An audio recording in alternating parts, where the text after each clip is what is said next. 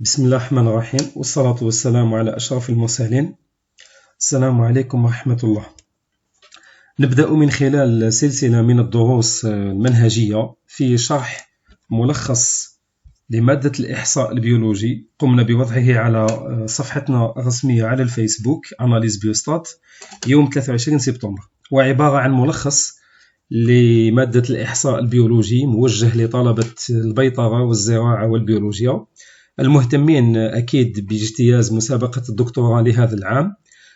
سنقوم بإذن الله في سلسلة من الدروس المنهجية في شرح هذا الملخص وإعطاء المزيد من الفوائد وشرح الكلمات التي ربما تبدو صعبة أو غامضة بعض الشيء على الطلبة من خلال تجربتنا المتواضعة في هذه المادة.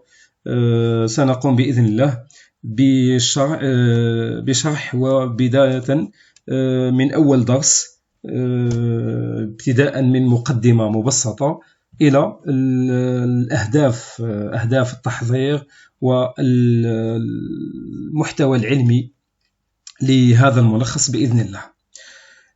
نشرح بإذن الله في مقدمة مبسطة. علم الإحصاء البيولوجي, la biostatistique, est un ensemble de méthodes à partir desquelles on recueille, organise, résume, présente, analyse et interprète les résultats des expériences scientifiques afin d'en tirer des conclusions et de prendre des décisions avec prudence et sur réserve.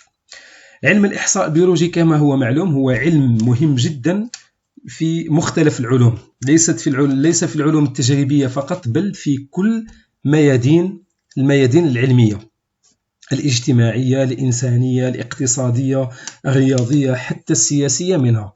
فالدول المتقدمة التي تأخذ قراراتها السياسية تعتمد أساسا على الدراسات الإحصائية، لأن الدراسات الإحصائية تعبر عن رأي الشعوب تجاه قرارات وتجاه مثال مواد مستهلكة ولا أي مثال نأخذه. دائما القرارات تكون مبنية على أسس علمية أكيد متضمنة لدراسات إحصائية، والدراسات الإحصائية حاليا في الدراسات الأكاديمية هي دراسات معتمدة وتعتبر كلغة عالمية رسمية لأكيد تأكيد نتائج التجارب العلمية والاستحقاقات العلمية في شتى الميادين. بالطبع الإحصاء البيولوجي هو عبارة عن طرق، هذه الطرق تبتدئ أساسا بجمع المعلومات، جمع النتائج التجارب، تلخيصها وتنظيمها في شكل جداول، في شكل منحنيات بيانية ورسومات بيانية قبل الشروع في تحليلها ومناقشة نتائجها.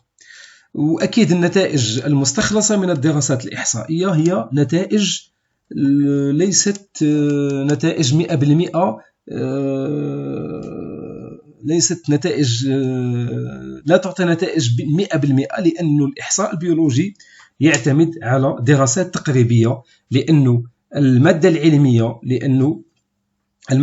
المستعملة في الدراسات الإحصائية هي عبارة عن كائنات حية، لأن الكائنات الحية دائما تعيش في تطور، تعيش في اختلاف ظروف، تعيش في تعبير مختلف في كل مرحلة من حياتها، وتتأثر أكيد بالظروف المحيطة بها.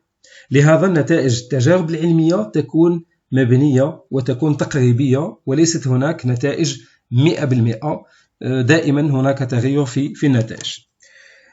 من بين أهداف التحضير الجيد لمسابقة الدكتوراه سنشرع أكيد في ذكر بعض الأهداف من خلال هذا الملخص المتواضع.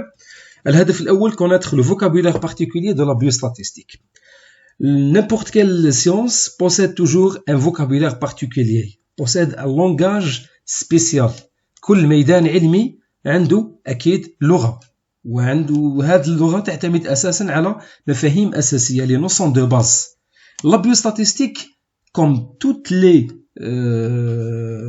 les sciences, possède toujours un vocabulaire particulier, possède des notions de base qui représentent bien sûr la base de la biostatistique, comme par exemple le terme population, échantillon représentatif, facteur, niveau, modalité, probabilité, probabilité d'erreur, les lois, la loi normale, la loi de student, les tests comme le test Ki2, test ANOVA un facteur, test de Welch et autres, bien sûr, notions en biostatistique. C'est la première des choses, nous essaierons de viser quelques notions, c'est pas toutes les notions, mais la plupart des notions importantes en biostatistique, bien sûr pour faciliter par la suite la bonne compréhension de ce domaine. Deuxième objectif, comprendre les principes et les buts des méthodes de statistique. Les méthodes statistiques sont multiples, sont diverses. Chaque méthode possède un objectif, possède un but scientifique et possède aussi un principe. Il existe une grande différence entre le terme but et principe. Le but représente l'objectif scientifique de l'application de la méthode statistique ou de test statistique.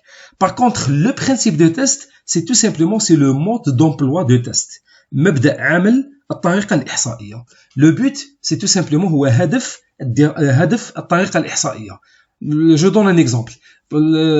تحليل التباين comme l'ANOVA un facteur. ANOVA un facteur, c'est un test très utilisé dans les travaux scientifiques. C'est un test permis de comparer entre plusieurs moyennes. Ou c'est un test permet d'étudier l'effet d'un facteur sur une variable quantitative. من خلال تحليل تباين لمثال معين، تحليل التباين هو عبارة عن طريقة إحصائية تقوم بدراسة الفرق بين عدة متوسطات. C'est la comparaison entre, c'est l'étude de la différence entre plusieurs moyennes.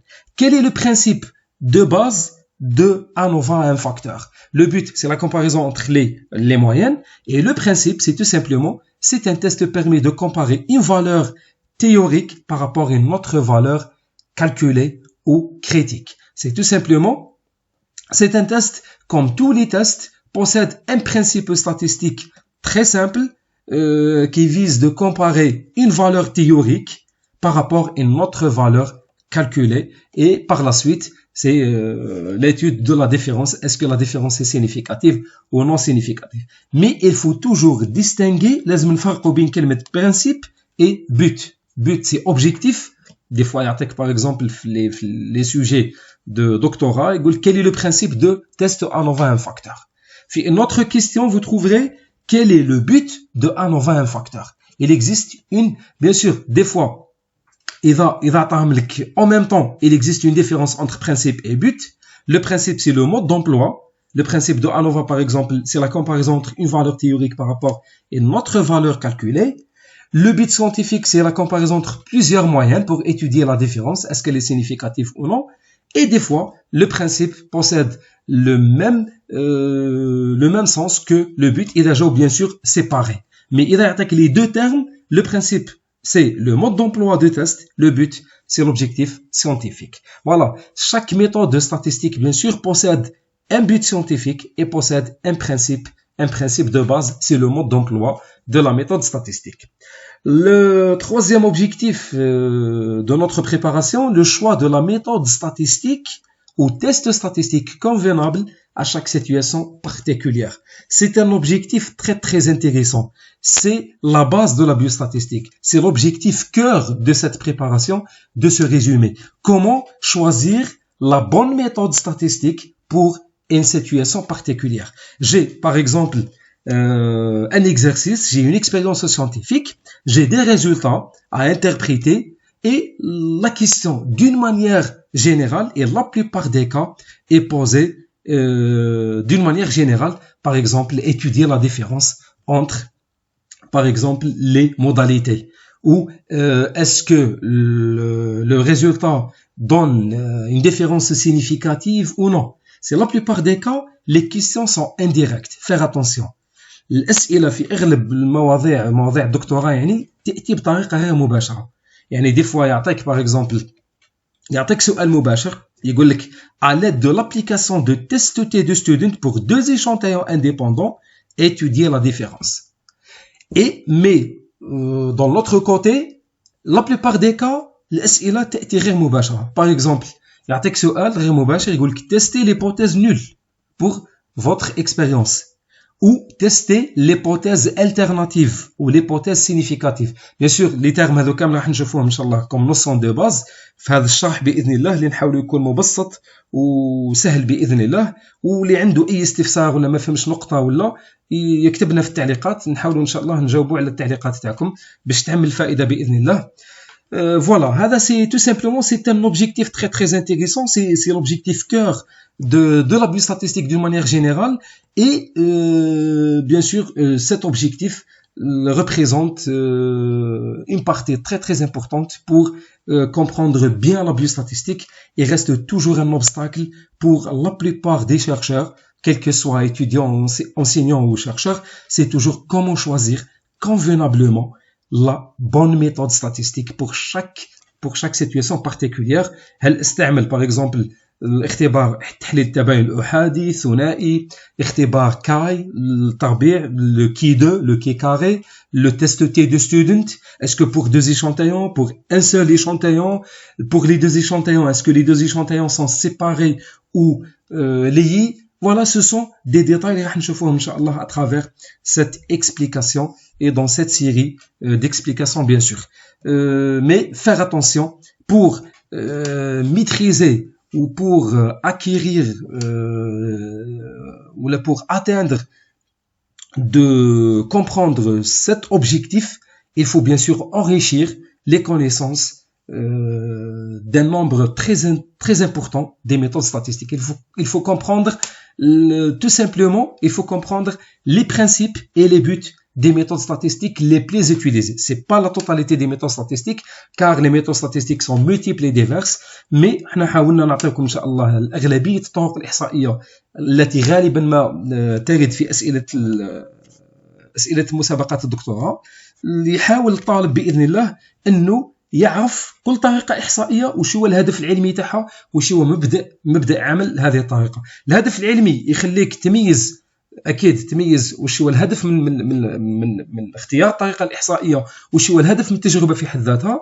لو برينسيپ دو باز لو مود دومبلوا راح يخليك تفهم كيفاش تطبق الطريقة الإحصائية، كيفاش تبدأ تحسب أكيد القيمة الحسابية باش تقارنها مع القيمة النظرية. هذا c'est tout simplement c'est le principe de la méthode statistique ou de test statistique.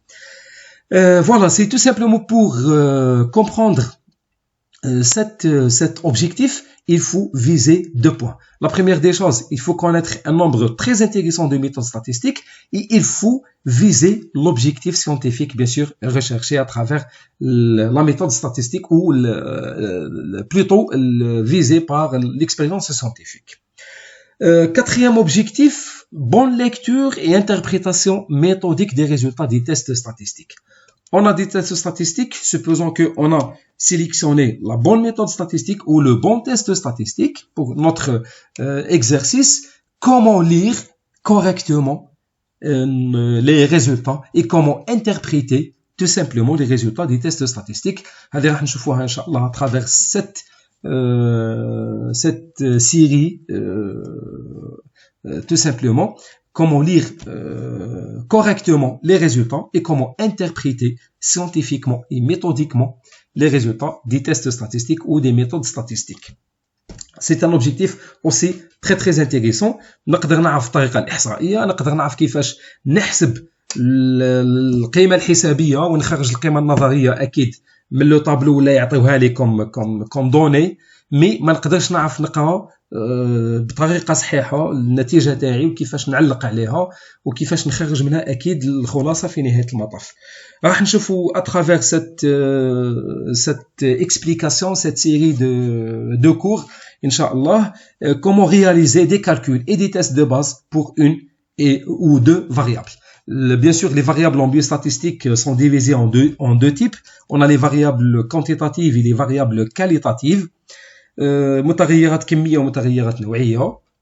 حنشوفوا bien sûr des tests statistiques et des méthodes statistiques basées sur une ou deux variables. La plupart des cas, dans les sujets de préparation de doctorat, c'est toujours le temps illimité, c'est à 80 des minutes. 90 دقيقة يعني rarement وين يجيبوا des méthodes de multivariées, méthodes multidirectionnelles, c'est comme l'ACP ou l'AFCM. C'est pour cette raison on a visé uniquement les tests de base pour une et deux variables. Voilà, c'est tout simplement quelques objectifs de notre préparation en biostatistique. راح نشوفوا par la suite المحتوى العلمي لهذا الملخص. Objectif, bien après l'objectif de la préparation, c'est le contenu scientifique. Premièrement, on va voir des généralités et notions de base en biostatistique. مفاهيم عامة في الإحصاء البيولوجي عموميات ومفاهيم أساسية comme la variabilité, c'est la cause de l'application des méthodes statistiques en sciences expérimentales, c'est pas en sciences biologiques, c'est en sciences expérimentales d'une manière générale. Que signifie le terme population, élément, c'est l'unité essentielle et fondamentale de la population. Le terme échantillon, c'est une partie de la population. Quel est l'objectif de l'extraction de cette petite partie? Quelle est la différence entre le terme échantillon et échantillon représentatif? Variable statistique, on peut dire variable ou paramètre ou caractère. J'essaie de donner, de viser un aspect très très intéressant en biostatistique, c'est l'aspect synonyme. C'est un aspect très très intéressant. Donc il y a un سؤال par exemple, il dit que signifie le terme variable? Que signifie le terme par exemple caractère? Le terme paramètre? Ce sont des termes identiques, semblables. Ce sont des synonymes. نقدروا نقولوا variable, paramètre ou caractère. Mais il y a des questions générales, comme la plupart des cas, il y a quelques questions de cours. Par exemple, quel est le type de la variable étudiée? Quel est le type et la nature? Quel est le type et la nature? Le type, c'est-à-dire نوع, كمي ولا كيفي, quantitative ou qualitative. Et la nature, est-ce que la variable, elle est contenue ou discontinue pour les variables quantitatives? Ou elle est ordinale ou nominale ou catégorielle pour les variables qualitatives. Voilà, ce sont des questions j'ai remarqué dans quelques sujets de concours de doctorat. On a la notion d'hypothèse. Que signifie le terme hypothèse? C'est une notion très très intéressante aussi en biostatistique, surtout pour les tests statistiques, comme les tests pour les variables quantitatives, comme le test T de student, le test ANOVA, et même le test Ki2 pour les variables qualitatives. On a le seuil de signification, c'est un autre terme, c'est une autre notion très très importante, le seuil de signification, ou la probabilité d'erreur, ou la marge d'erreur, symbolisée par le symbole alpha, la loi normale. Que signifie la loi normale? C'est une loi très très importante en biostatistique. هنشوفوا كامل les détails avec d'autres notions bien sûr dans la partie généralité et notions de base en biostatistique. Par la suite, nous bien sûr petit à petit les méthodes statistiques. Les méthodes statistiques d'une manière générale sont divisées en deux types. On a les méthodes descriptives et les méthodes inférentielles. Les méthodes descriptives divisées en deux sous-types. On a les méthodes univariées ou bivariées. كما قلنا من قبل حنشوفوا des méthodes statistiques basées sur une ou deux variables. Le critère de classification des méthodes descriptives, c'est le nombre de variables objectives de l'étude. Univariée signifie bien sûr une variable et bivariée signifie deux variables. Pour les méthodes descriptives univariées qui sont représentées par deux types de paramètres, c'est la base de la biostatistique, représentée par les paramètres de position et dispersion. Position, c'est comme la moyenne, c'est le paramètre le plus important parmi les paramètres de position. Et on a, pour les paramètres de dispersion, on a l'écart type et la variance aussi. Ce sont des paramètres très intéressants. On bien sûr en détail comment les calculer dans une série statistique simple ou dans une série statistique sous forme d'intervalle ou sous forme de classe. Bien sûr, chaque type de données possède une formule bien déterminée. On a aussi le mode, la médiane, les valeurs extrêmes, valeurs minimales et maximales. On a les quartiles et on a d'autres, bien sûr, d'autres paramètres. Mais les paramètres les plus importants sont représentés par la moyenne, mode, médiane, valeur extrême et les quartiles. Les paramètres de dispersion sont représentés par l'étendue. C'est un paramètre important pour étudier le nombre de classes pour étudier aussi bien sûr l'amplitude de la classe dans les cas de base de données représentée sous forme d'intervalle ou classe. On a la variance, c'est un paramètre très important basé, c'est la base d'une analyse très importante. C'est ANOVA un facteur ou ANOVA deux facteurs, c'est analyse de la variance. C'est tout simplement c'est l'étude de l'hétérogénéité ou de l'homogénéité des échantillons, soit intragroupe ou intergroupe, bien sûr à petite ou à grande échelle. C'est un paramètre très intéressant. Parmi aussi dans le cas pratique pour choisir des tests post-hoc, le bon test post-hoc, c'est la vérification de l'homogénéité des variances. On a l'écart type ou le standard déviation, le déviation standard, symbolisé par SD, standard déviation, ou l'écart type tout simplement, c'est l'inhiraf al-ma'yari bil-arabiyya.